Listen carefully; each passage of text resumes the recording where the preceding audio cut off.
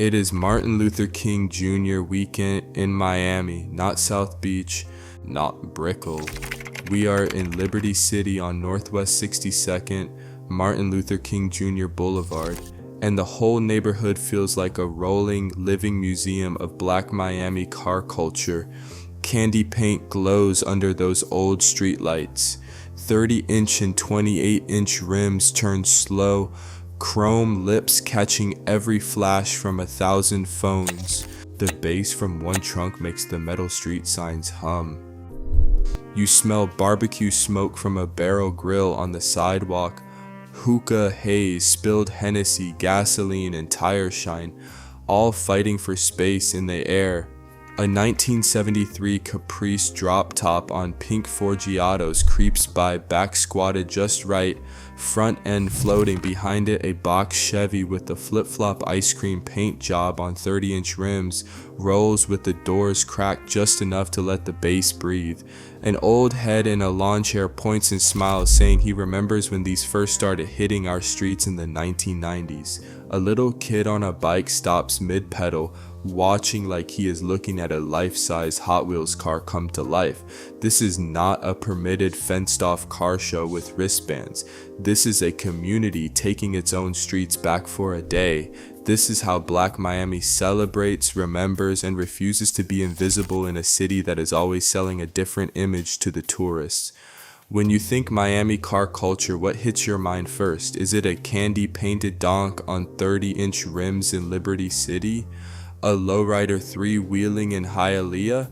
Or a Lambo on Collins Avenue top down, rental tag on the back?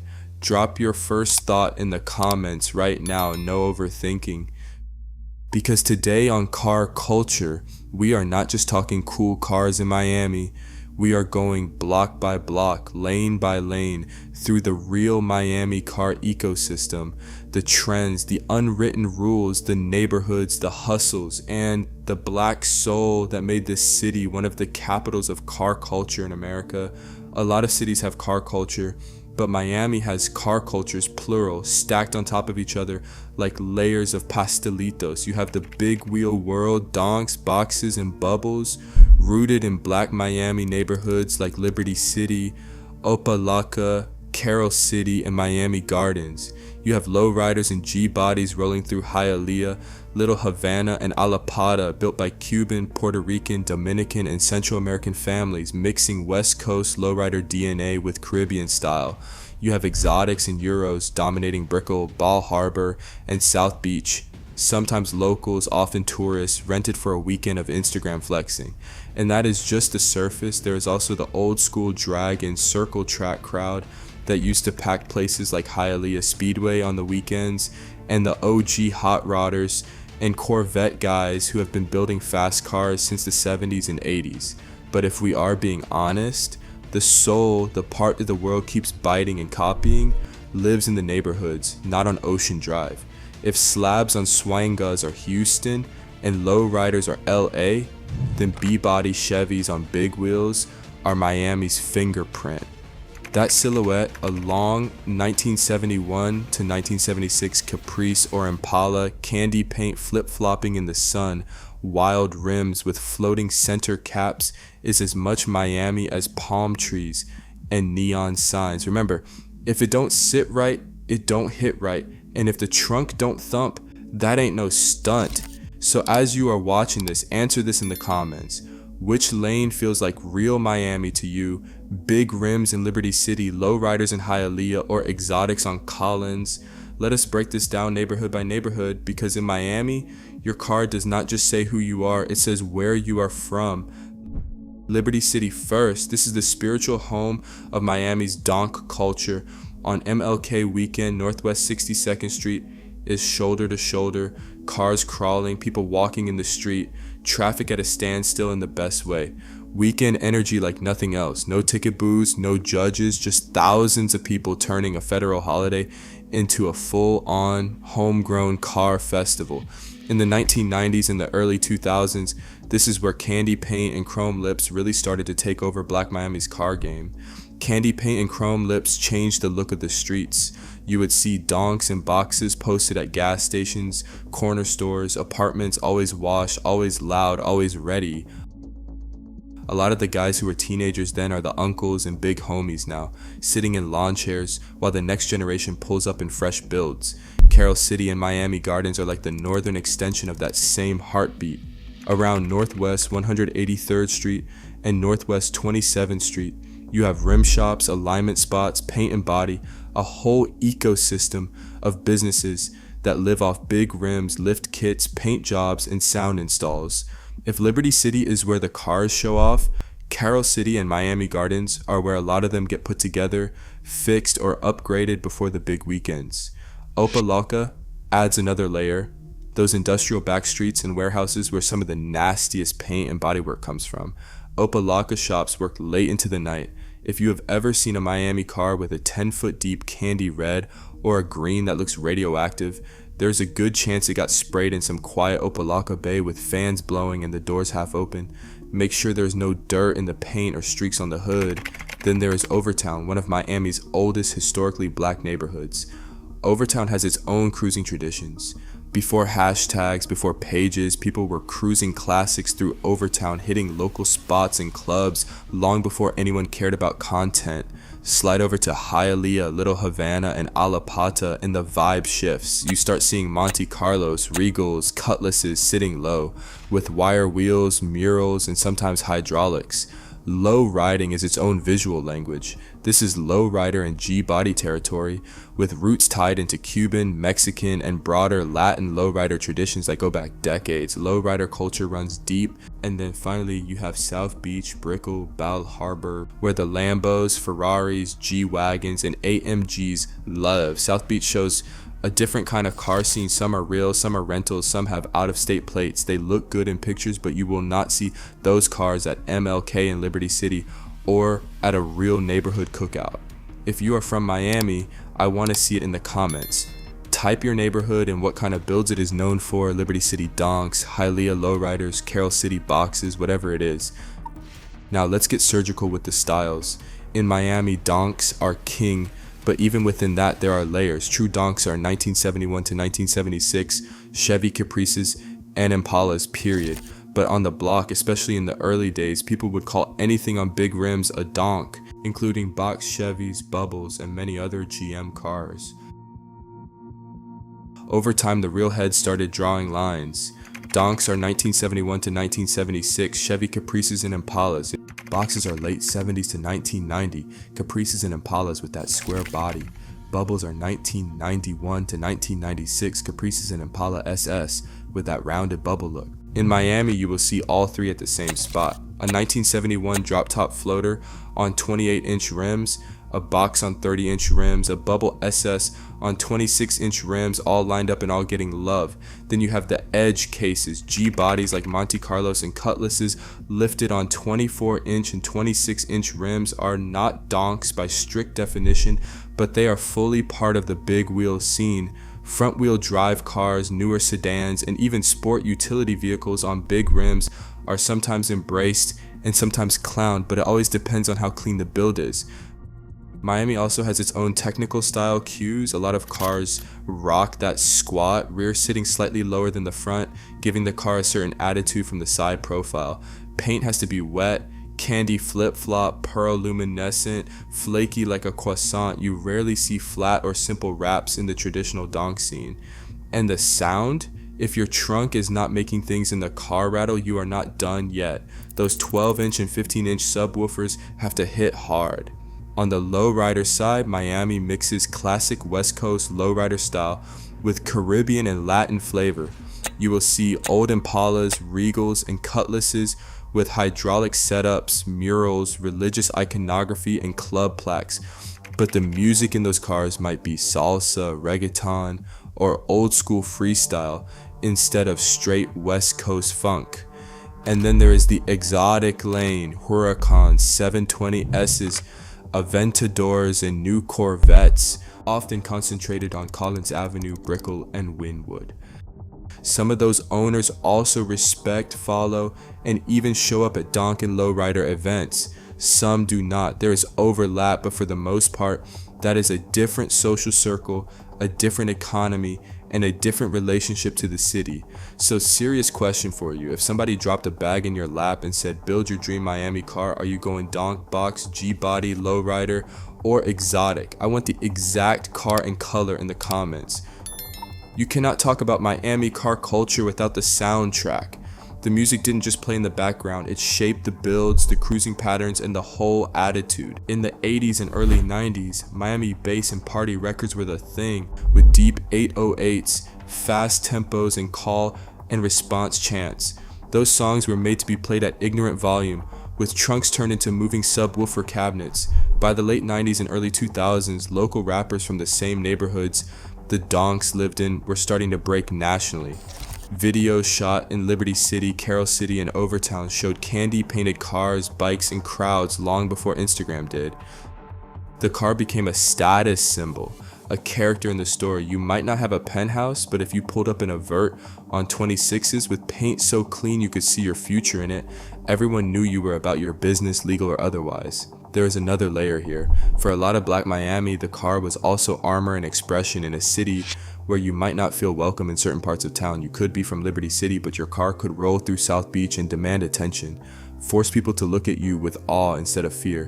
What's the one Miami or South Florida track that instantly puts you in that cruising headspace? Type the song and artist in the comments. Let's build a 305 playlist together. Let's talk about the work, the side nobody clapping on Instagram sees. A clean Miami donk or box is not just slap some rims on it. A lot of serious builds are full frame-off restorations now. Bodies coming off frames, bellies of the cars painted to match the exterior, suspension geometry reworked so the car actually drives straight on 28-inch wheels. Frame guys who know how to notch, brace, and tweak old GM frames to clear big wheels and real power. Paint and body shops that live and die by how straight those long quarter panels are, because candy paint shows every flaw. Interior shops stitching custom seats, door panels, headliners, and trunk setups that look like luxury lounges. Audio specialists who know how to balance bass and clarity so you can feel the low end without turning the whole car into a rattlebox. Some builders focus on show-only wild themes, extreme colors, huge wheels, maybe not the fastest but undeniably eye-catching. Others lean into performance, big block engines, LS swaps, turbos, built transmissions, and some of these cars line up for big wheel racing events and actually move. There is an edge case too. Cars that look wild, but the suspension geometry is off, the brakes are stock, and the build is not really safe at highway speeds. Inside the scene, people know the difference. A clean look might fool the internet, but locals know which cars can really drive from Miami to Orlando and back without issues. Donk builders and big wheel shops in Miami have turned this hustle into real generational money. Some started with driveway jobs, no lift, just jacks and stands. Now they have legit shops, employees, clientele flying in from other states, and cars being shipped in just for that Miami sauce.